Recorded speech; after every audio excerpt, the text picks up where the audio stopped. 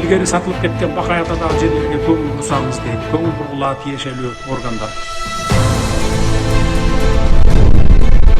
Урматтуу Садыр Нуркожоевич, биздин жеке көзөмөлүңүз менен ушул иш башталды эле. Эми бай акчалуу адамдарга жерлерди сатып жүрген. Мисалы 134 киши иштетсе болот да 1 гектардан бөлүп. Таштанды жер болчулар деген сыяктуу айтып атат да. 98-жылга чейин эле өздөштүрүлгөн күчтүү жер болгон. Демек бул жерде мыйзамдуу аукцион болгон эмес, бул жерде 134 гектар жер мыйзамсыз берилип кеткендиги УКМК тарабынан ошол 5 факт аныкталды. Айыл чарба багытында эмне үчүн өссө бааты өсөт. Суу колхоздун эң жакшы жерлери бул эсептелген. 306, 307, 206, 266, 268, 273, 293 контурдагы айдоо сууга жерлер жеңишинен аукцион аркылуу жеке менчикке сатылып кеткенин маалымдайбыз. Область чечими түшүнө алтып бере турган болсо, ал жер айыл өкмөттүн балансына көрүлөт дагы, ал КПСтин балансына кирет. Кыргыз Республикасынын президенти Жапаров Садыр Нуркожоевич, сизден өз көзөмөлүңүздү алып, карап коюңузду суранабыз.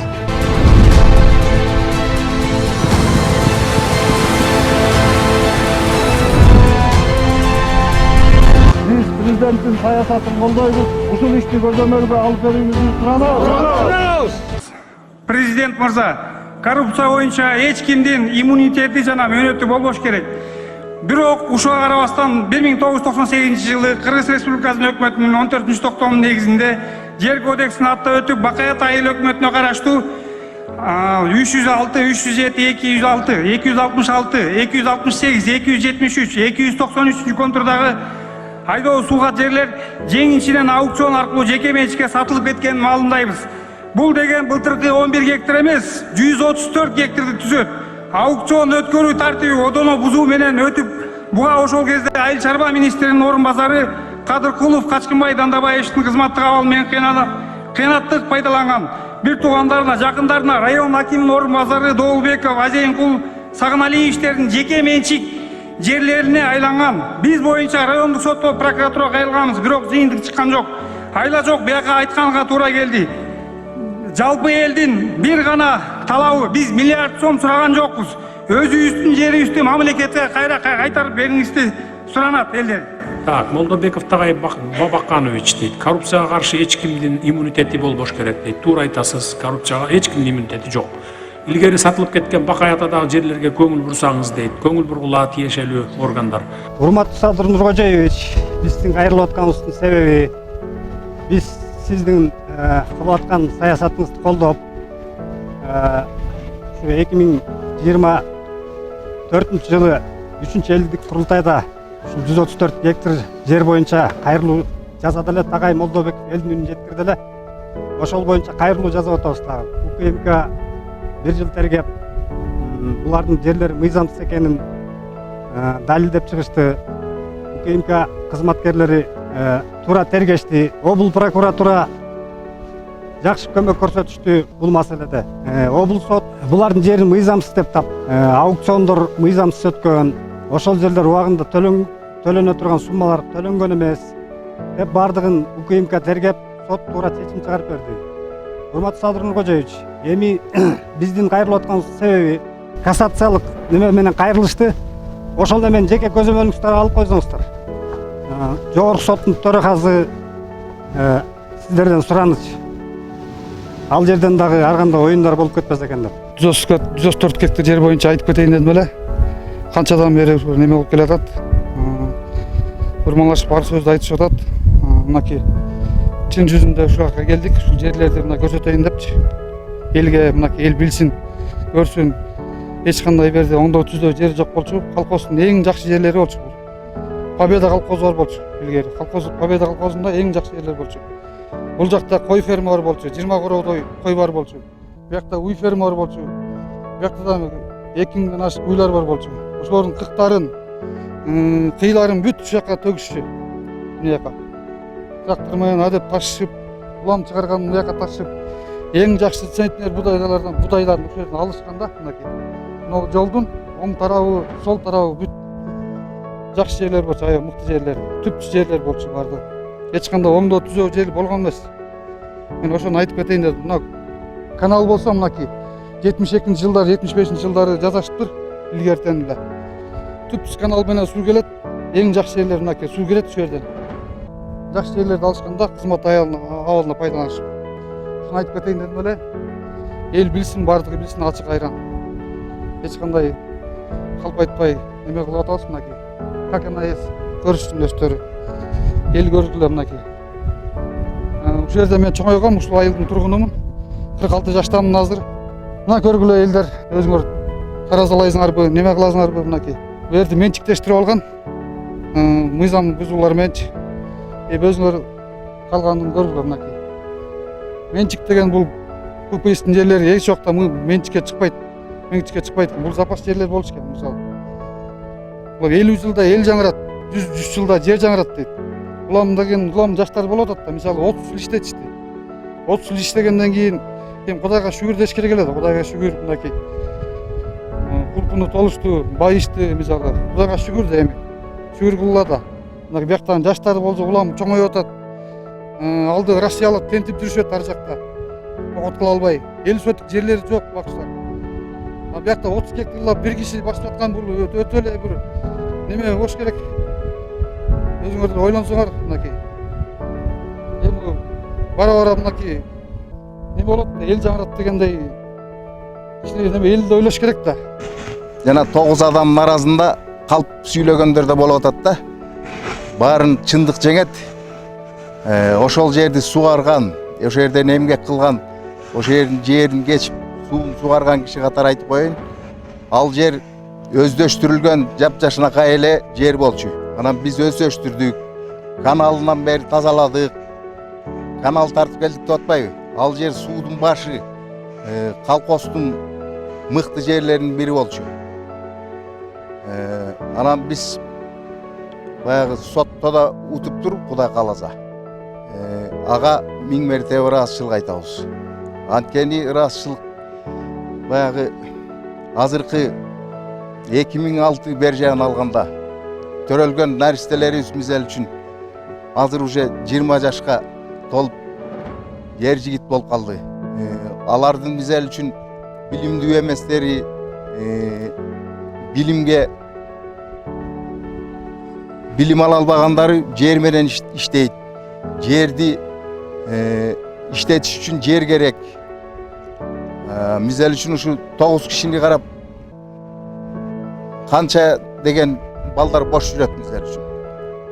Акыйкаттык болуш керек да бу жерде. Анан бул жердеги чогулуш болуп аткан нерсени эң негизгиси айтайын дегеним. Биздин айылдын анан талас ичинен эле өрөөн адамдар көрбөйт экен муну. Анан сырттан да көрөт экен. Сырттан көргөндөр комментарийга жазышып атат. Ой, ал жерди өздөштүрүп, ушунча мээнет кылышса, ошо мээнетине жараша эле ошол жерди бербейсиңерби дегендей. Эч кандай ал өздөштүрүлбөгөн жер эмес, Жашынакай колхоздун алдыңкы жерлеринин бири болчу.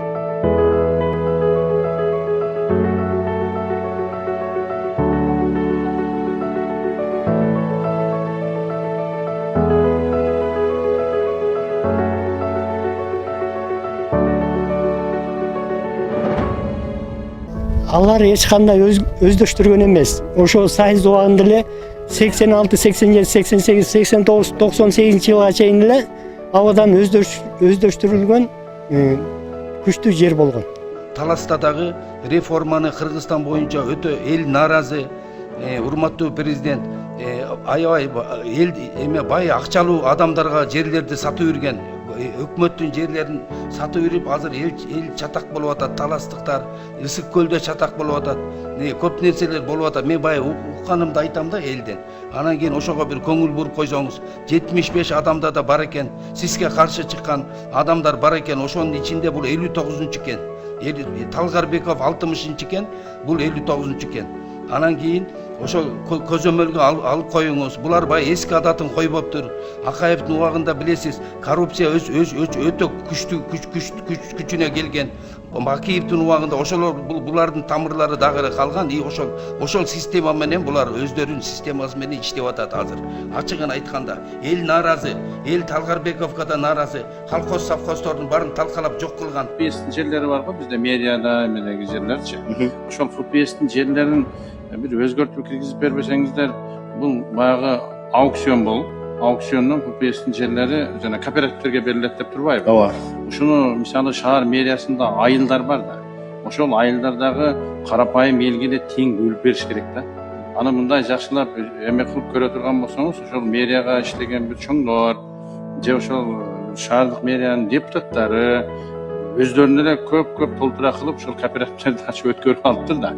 Бирок ал жерлер ошол жердеги элдики да. Ал кандайдыр бир 2-3 кишиники болгон туура эмес болуп атат да. Ошону бир карап ошол айылдарга эле бөлүп берсеңиздер, ошол айыл башчылар тең кылып элге берсе туура болот эле да. Бул маселе эми көптөн бери чыгып жүрөт. Азыр как раз Минсельхоз менен бул вопросту карап атабыз. Буюрса чечилип калат деп ойлойм да бул маселе. Ошону бир карап бериңиздер. Элдер кайрылып атат, бирок ал бир 5-6 эле киши. Ооба, көп болот, кайрылуулар көп болот. 5 канча 55 гектар, 60 гектардан алып алышты. Алар өмүрү бербейт экен. Ушу канча 20 жыл, 30 жылдан бери колдонуп жүрөт. Бакаят айыл аймагынын чыгыш, түштүк чыгыш тарабында жайгашкан контурлары мынакей 268, 270, 273, 307, 306 чи контурда бул жерде жайгашкан бардыгы. Жалпак тил каналынын астында бардыгы. Айыл чарба багытында жерлерин, айыл чарба багытында эмне өсүмдүк өссө бардыгы өсөт. Сулуу колхоздун эң жакшы жерлери бул эсептелип келинет да. 134 гектар аукциондон мыйзамсыз сатылып кеткен боюнча жалпы бул Бакай Ата элинин талабы болчу. Бакай Ата элинин 10 миңден ашык калкы бар. 95-жылдан төрөлгөндөн баштап үлүш жер алган эмес, то есть берилген эмес.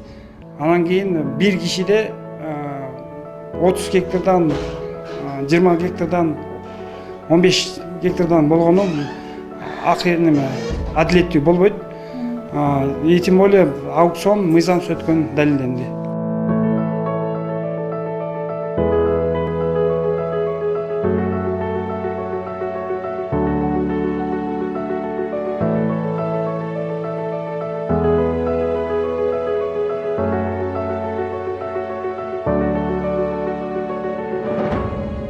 Канча айдан бери соттук процесс иштеп жүрүп атат. Азыркы учурда ошо 134 гектар боюнча ал эми областтын чечими мурунку ээлерин жокко чыгарган. Областтык соттун чечими менен эми жакын күндөрдө азыр жогорку сотту күтүп атабыз. Жогорку соттун чечими менен биз андан ары иштеп улайбыз.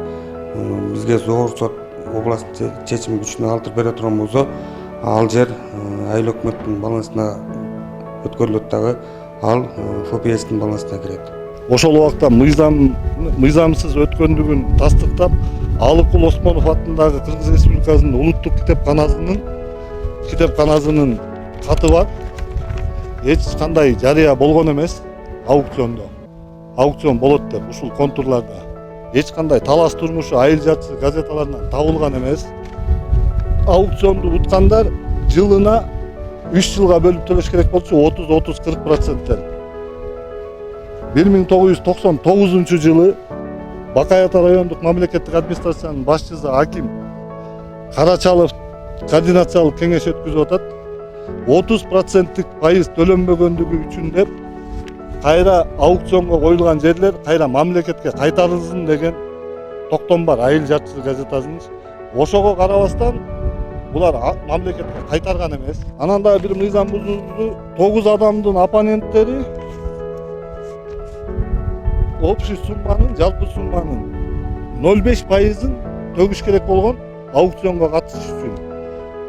Областтык соттун чечиминде көргөзүлүп турат, эч кандай 0,5%-ды оппоненттери төккөн эмес.